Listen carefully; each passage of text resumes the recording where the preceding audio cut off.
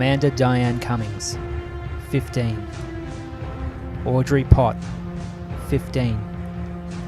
Bart Peloz, 15. Cynthia Sanchez, 14. These 4 young people were victims of cyberbullying, and they ultimately took their own lives as a result. These are the stakes. Over 80% of teens use a cell phone regularly, making it the most popular form of technology and a common medium for cyberbullying. Around half of teens have been the victims of cyberbullying. More than 1 in 3 young people have experienced cyber threats online. Over 25% of adolescents and teens have been bullied repeatedly through their cell phones or the internet. About 1 in 5 teens have posted or sent sexually suggestive or nude pictures of themselves to others. Only 1 in 10 teens tells a parent if they've been a victim of cyberbullying. Mean, hurtful comments and spreading rumours are the most common type of cyberbullying. Cyberbullying victims are more likely to have low self-esteem and to consider suicide. Cyberbullying is illegal and can be prosecuted under state anti-stalking laws.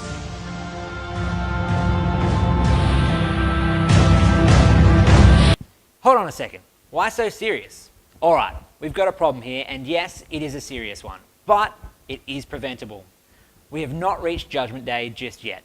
Machines are a huge part of our everyday lives, and they help us in so many ways. We've come to depend on them for communication, information, and even education. The machines are not our enemies, but the way we use them can have devastating effects on young people. Cyberbullying is a human problem, which is why we need human solutions. Primary prevention refers to strategies schools can put in place to raise awareness about an issue and prevent any unwanted incidents. Primary prevention is the best way to stamp out cyberbullying in schools. You need to stop the problem before it starts. Cyberbullying, like traditional bullying, is possible to prevent if you take a whole school approach to combating it. Education programs such as CyberSmart are available to provide help for schools to implement a strong strategy to prevent cyberbullying. In this whole school approach, you will want to include education programs about the proper use of technology and communication devices, building respect and promoting a safe school, internet and social media privacy settings, taking and sending photos, and any kind of abuse. It's really important that young people are made aware of what cyberbullying actually involves so that they know what kind of behaviour to avoid participating in and what to alert authorities to. Cyberbullying can take many forms, some of which are sending mean messages or threats to a person's email account or cell phone, spreading rumours online or through texts, posting hurtful or threatening messages on social networking sites or web pages, stealing a person's account information to break into their account and send damaging messages, pretending to be someone else online to hurt another person, taking unflattering pictures of a person and spreading them through cell phones or the internet, sexting or circulating sexually suggestive pictures or messages about a person. The main point of a whole school cyber safety approach is to create a safe school environment that builds belonging and promotes well-being. You need to create a school environment that is engaging, inclusive, and encourages supportive relationships. It is very important that students feel that they can talk to their teachers if they are being cyberbullied, because that is often the only way we hear about it. So be approachable and knowledgeable about the necessary actions.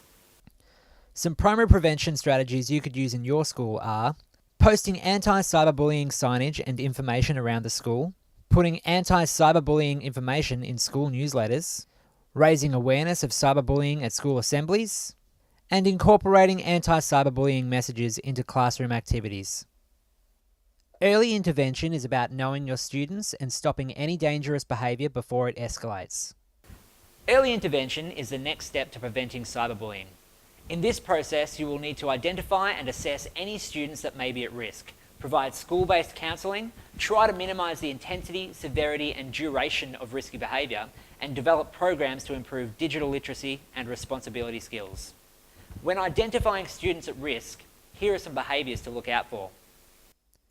Changes in personality, for example, more withdrawn or anxious or sad or angry, appearing more lonely or distressed, unexpected changes in friendship groups, less interaction with students at school, possible peer rejection, decline in schoolwork, excessive sleepiness or lack of focus, higher levels of absenteeism, increased negative self-perception, a decline in physical health, and of course, suicidal thoughts, which should be reported to the administration and the parents or carers immediately for appropriate action.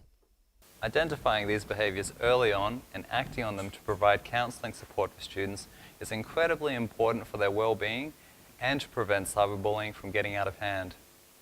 There are steps that schools, parents and students who are victimised can take to stop cyberbullying. The main thing schools can do is to educate staff, students and parents about the dangers of cyberbullying and the ways in which we can protect students from these harms. It is then the job of schools and teachers to manage these situations and create safe environments that promote well-being and admonish bullying behaviour. Here are some ways that parents can help. Keep home computers in easily viewable places such as the family room or kitchen. Talk regularly with children about their online activities and internet etiquette in general. Talk specifically about cyberbullying and encourage children to notify adults immediately if they become victims of cyberbullying. Tell children that you may review their online communications if there is any reason for concern. Help children understand that cyberbullying is harmful and unacceptable behaviour. Emphasise the expectations for responsible online behaviour and make clear the consequences for violations of internet etiquette. Consider establishing a parent-child internet use contract. Beware of warning signs that might indicate the child is being bullied, such as reluctance to use the computer, a change in the child's behaviour and mood, and/or reluctance to go to school. Consider installing parental control filtering software and/or tracking programs, but do not rely solely on these tools. Encourage anti-bullying legislation and internet safety policies at the state, local, and district levels. Students who become victims of cyberbullying also have other methods to protect themselves and prevent further actions. It is the responsibility of schools and teachers to raise awareness of these methods. Here are some approaches that victims of cyberbullying could take. Calmly and strongly tell the cyberbully to stop the harassing behaviour and remove any offensive material from future communications. Ignore or block the communications. Make a hard copy of the material the cyberbully has posted and send it to the cyberbully's parents to solicit their help in ceasing this problematic behaviour. To do this, the victim may need the help of their own parents or another adult. Reduce the number of people who have access to the victim's email location. File a complaint with the website, internet service provider or cell phone company. Enlist the help of the school psychologist, school counsellor, principal or school police liaison officer. Contact an attorney if less drastic steps are ineffective. Contact the police if the cyberbullying includes threats of harm. The most important step a victim should take is to tell a trusted adult about the situation. Whether it be a teacher, a parent, a counsellor, or someone else, victims need to tell someone who can help them. It is important as teachers that we instill these support networks and coping mechanisms into our students so that they have the best chance to avoid serious harm. Intervention refers to what teachers should do when they become aware of dangerous behaviour. If a student tells you of an incident of cyberbullying, it is important that you act quickly to stop the bullying behaviour. Here are some steps you could take to intervene the situation. Talk to the students involved and try to stop the behaviour. Make school counsellors and other school administrators aware of the incident. Talk to the students' parents so they know what has occurred. Ensure access to affordable and appropriate counselling, care and treatment. And monitor and evaluate progress. Postvention refers to actions teachers can take after a serious event has occurred. Postvention is about managing trauma and minimising impact from serious events such as suicide. It is the hope that having followed the prevention, early intervention and intervention steps properly, that postvention will not be required. However, it is necessary to have processes in place in the event that a serious incident occurs. Here are some things that teachers can do or should plan for in these circumstances. Provide appropriate support to students, their families, and other members of the school community affected by the emergency.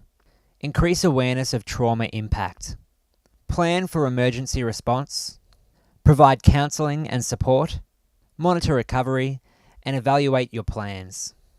Cyberbullying is a problem, but it is preventable. For more information, go to websites such as CyberSmart, Bullying No Way, and the APO. And finally, if sometimes you don't quite know what to say, let someone else say it for you.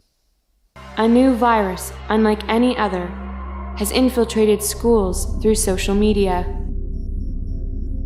A pandemic quickly spreading around the world.